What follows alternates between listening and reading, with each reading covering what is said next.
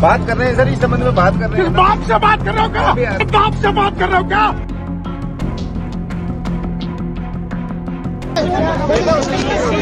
राजस्थान में वीरांगनाओं वाले मुद्दे पर सियासत तेज होती देख डिप्टी सीएम सचिन पायलट के बंगले के बाहर धरने पर बैठी पुलवामा शहीदों की 3 वीरांगनाओं को देर रात करीब 3 बजे पुलिस ने जबरन उठाकर उनके घर पहुंचा दिया।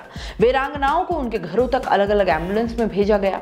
वहीं उनके परिजनों सहित 8 लोगों को गिरफ्तार कर पुलिस सेज थाने ले गई। इसके बाद राज्यसभा सांसद किरोड़ी लाल मीणा शुक्रवार सुबह अपने समर्थकों के साथ सेज थाने पहुंचे। धरना देने वालों से मुलाकात की। बता दें कि वीरांगनाएं 3 मुख्य मांगों को लेकर 5 दिन से पायलट के घर के बाहर धरने पर बैठी थी। वहीं सरकार का कहना है कि शहीदों के लिए जो अनाउंस किया गया था और नियमों में जो था वो दिया जा चुका है। मुख्यमंत्री अशोक गहलोत ने 2 दिन पहले ही ट्वीट कर इस धरने को राजनीति से प्रेरित बताया था। राज्यसभा सांसद किरोड़ी लाल मीणा ने कहा कि सरकार पत्थर दिल हो गई है। कल वीरांगनाओं ने मुंह में दूब यानी घास को लेकर भी सीएम से गुहार लगाई थी, लेकिन इससे भी वो पिघले नहीं। उस गुहार को सुनने की जगह देर रात पुलिस ने वीरांगनाओं को जबरन धरने से उठवा दिया। तीनों वीरांगनाओं का कोई अता पता नहीं है। पुलिस उन्हें कहां ले गई है, तीनों से संपर्क नहीं हो पा रहा है। 7 वालों को अरेस्ट कर लिया गया है। सरकार पूरी तरह से दमन पर उतर आई है, लेकिन इस तरह हम झुकेंगे नहीं। हम फिर से धरना देंगे।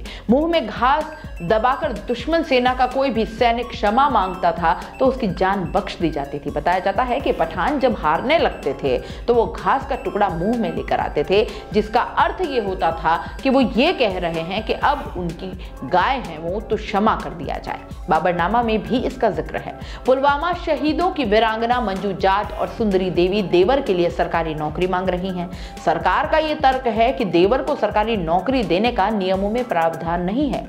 ऐसा इसलिए भी सामने आ रहा है कि वीरांगनाओं ने अपने देवर के नाम का चूड़ा पहन लिया है और दूसरी के पहनने की तैयारी है, यानी कि ये अपने देवर की ही ब्याहता पत्नी बन गई हैं या बनने वाली हैं और इसलिए अब इन्हें अपने देवर के लिए सरकारी नौकरी चाहिए। शहीद हेमराज मीणा की पत्नी की मांग है कि सांगोद चौराहे पर भी उनकी मूर्ति लगाई जाए। एक स्कूल का नामकरण शहीदों के नाम पर किया जाए। सीएम अशोक गहलोत ने 8 मार्च को लिखित बयान जारी किया और कहा था कि पुलवामा शहीदों की वीरांगनाओं को जो पैकेज दिया जा चुका है, बीजेपी के कुछ नेता वीरांगनाओं का इस्तेमाल सियासी रोटियां सेकने के लिए कर रहे हैं। उनकी मौजूदा मांगे अनुचित है। गहलोत ने यह भी कहा कि बीजेपी के कुछ नेता अपनी राजनीतिक रोटियां सेकने के लिए वीरांगनाओं का इस्तेमाल कर उनका अनादर कर रहे हैं। ये कभी भी राजस्थान की परंपरा नहीं रही है और मैं इसकी निंदा करता हूं।